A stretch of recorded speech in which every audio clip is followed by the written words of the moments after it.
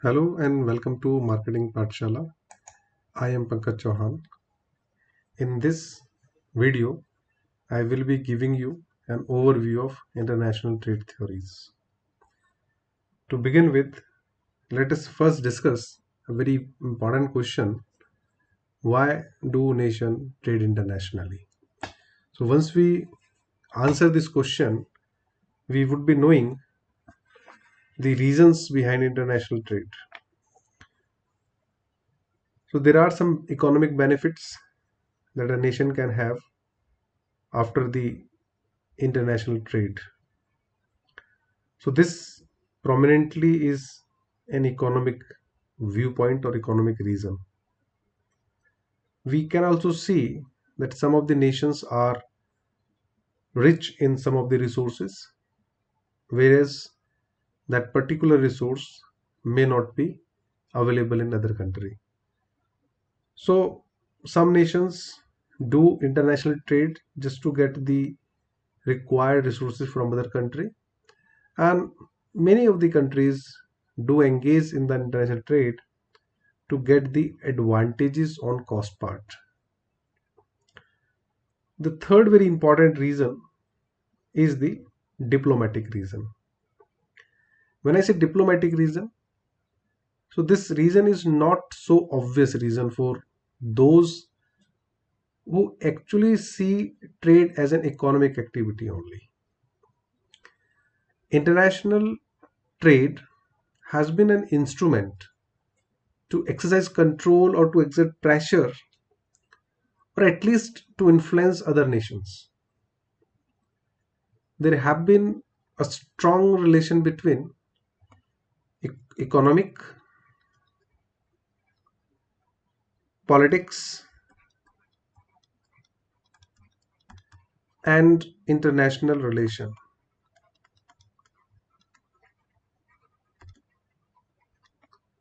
So this triad actually is the base for diplomacy.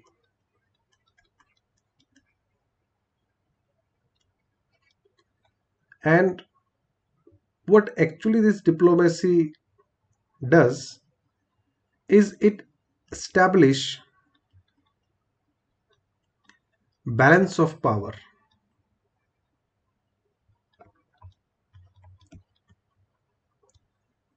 through negotiation via trade and politics.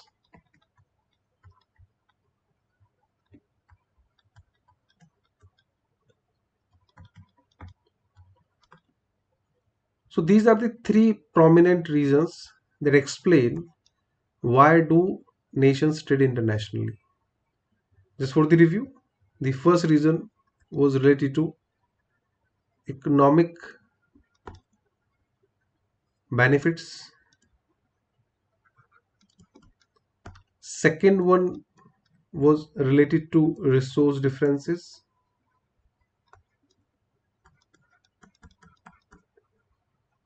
And third one is about diplomacy or diplomatic reasons.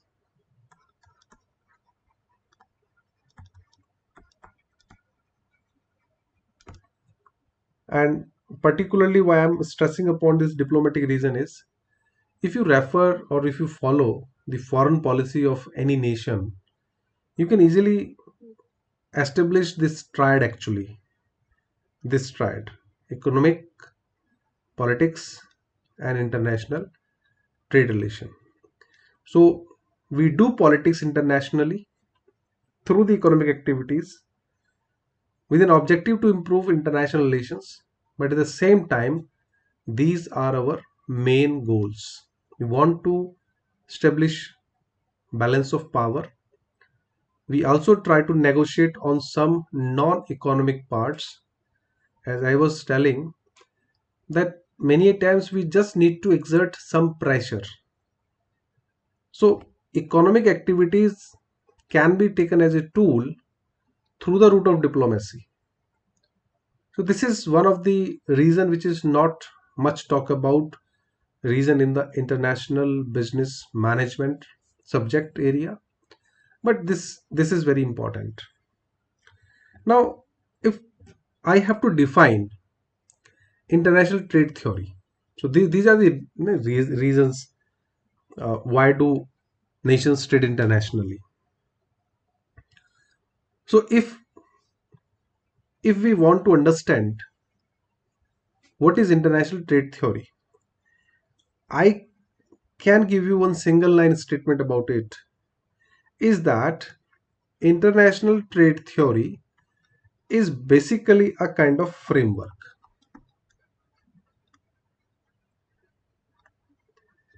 It's a kind of framework that review why do nations trade internationally.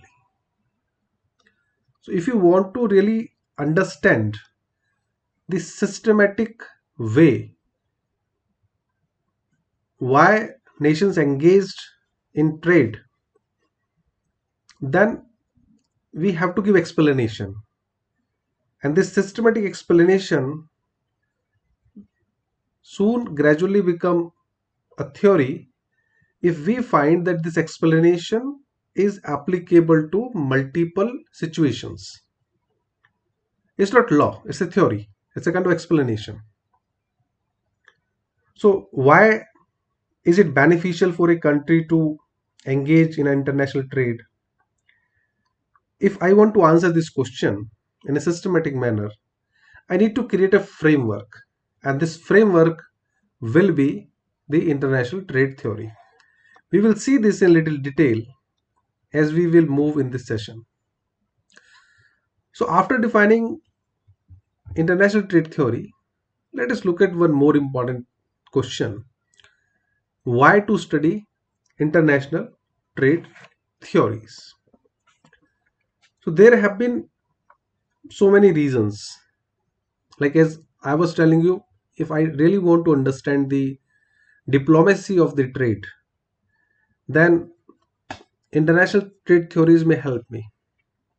I was telling you that international trade theories provide us a kind of systematic explanation why do nations trade. So basically, the first answer to this question can be, if we want to understand or if we want to answer why nations trade, then obviously we need international trade theories. Number two, the economic policies and the foreign policies, they are based on the understanding of trade between nations.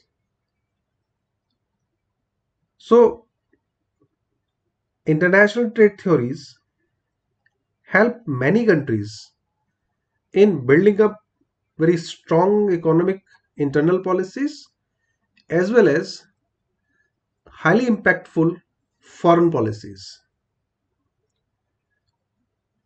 These policies basically are about how to get benefits out of their trade. So first reason to explain why nation trade,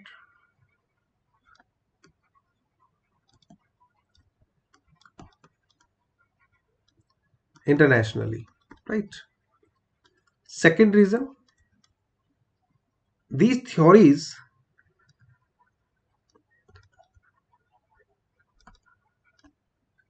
are helpful in drafting economic policies and foreign policies.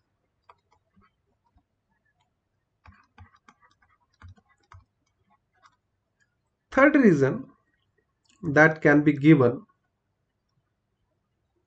to rationalize or to logically explain why to study international trade theories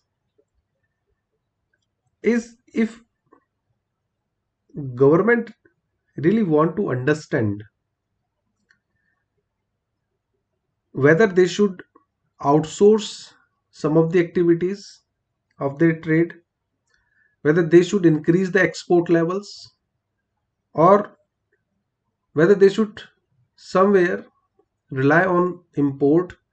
So if any country want to understand this, or if any scholar per se or a student want to understand why one country who is capable of manufacturing a particular product is importing that product from other nation, so this can be explained based on international theory. I'm not saying that all international trade theories will explain this particular phenomena related to export and import, but obviously some of the theories can help.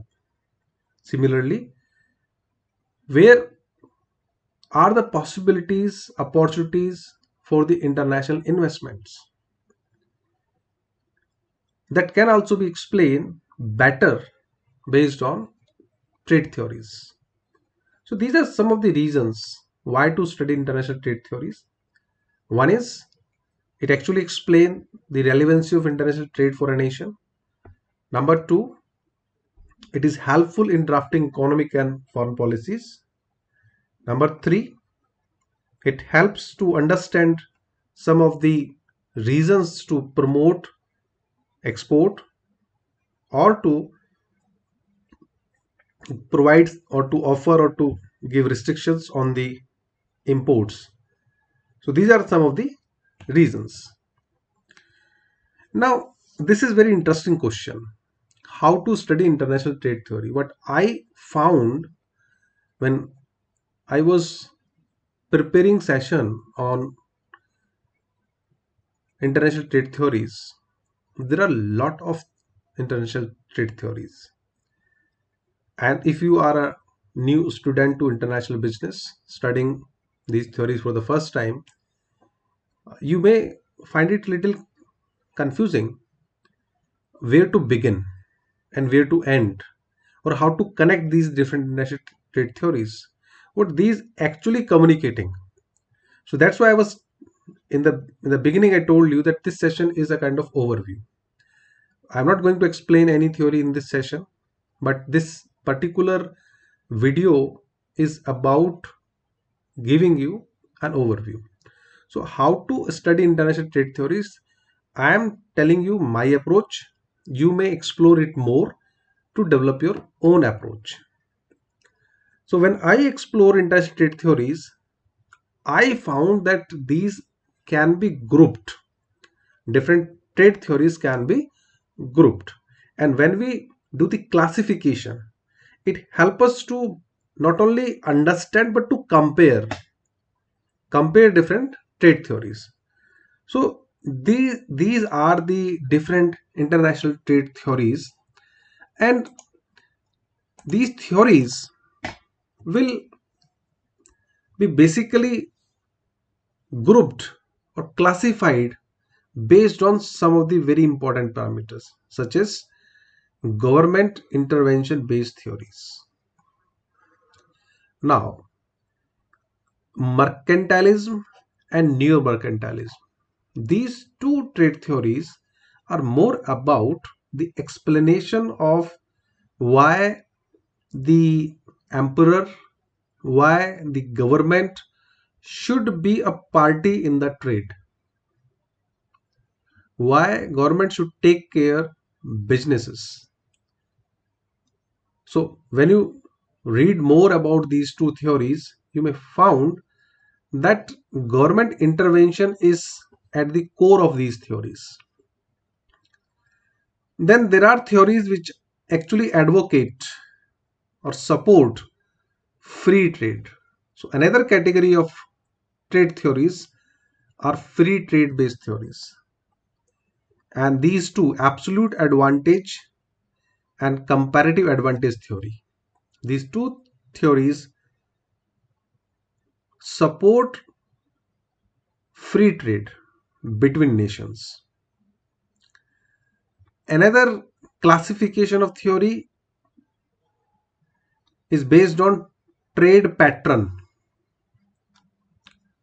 So international product life cycle theory and factor endowment theory, Heckscher-Ohlin theory. That is very important theory. And international product life cycle theory is also very important, that explain why a country why a country which is capable of manufacturing a product ultimately ends up by importing it. So some of the complex questions can be answered by using these theories, as I was telling you. So if you read out these theories, if you explore these theories, either you begin with a question in your mind what this theory is exactly pointing out, or by the end of your exploration of these theories, you must be knowing what this theory at the crux telling you. Last classification where I grouped most of the theories here, and these are not these are very no, small theories, I would say. These are related to international investment. So theory of capital movement, market imperfection theory, internationalization theory, and eclectic theory. These are related to international investment. So if I want to explain the cluttering of these theories in a more understandable manner, I could tell you this flow, that when trade was supposed to be an instrument of government, so theories of trade explain international trade as the restricted trade. Right in the beginning of when the international trade initiated, it was initiated as a traveling come trade tours. Companies and sometimes individual, they visit to certain places. There they found some opportunities and they started some trades. And when they were engaged in it, the emperor of that country or the government of that country, they noticed it, and then they try to get advantage out of it. So many times they impose certain taxes, and even they become the party in that negotiation among the traders. Then the era comes wherein things become more democratized, and people were looking for, or the commerce become more a kind of economic activity, and politics is there, or the powerful people who actually govern the nation, they were there to protect the trade, and trade become little more free, or there are some theories that advocate trade should be free. So if you can see in different point of time, the explanation of trade internationally varies. 400 500 year back, this was applicable. Then free trade came, and then, because uh, in history we saw two world war, as a result we saw the development of countries after those diversifications. uh, we saw that how Japanese emerged, and we also witnessed how the companies in Europe build up themselves to such a greater extent that they dominated in certain product categories. So there are certain theories that explain the pattern only, right? Pattern of the international trade, how international trade grow internationally. There are certain theories, and then globalization initiated. Because of globalization, the nations become more connected, and investment become reality. It's now no more the requirement of trade that we should start factories in other nation, or we should rely only on import and export. Investment become a new tool, and therefore there are some theories which are not much talked about theories, but these actually explain the international investment. So if you can see, there is a continuum. This continuum flowing from restriction to the free trade to the pattern and finally investment.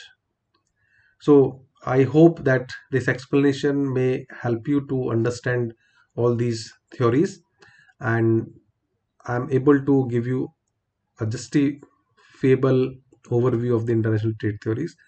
So thank you so much for listening me. In the next video, I will be explaining these theories one by one. Thank you so much.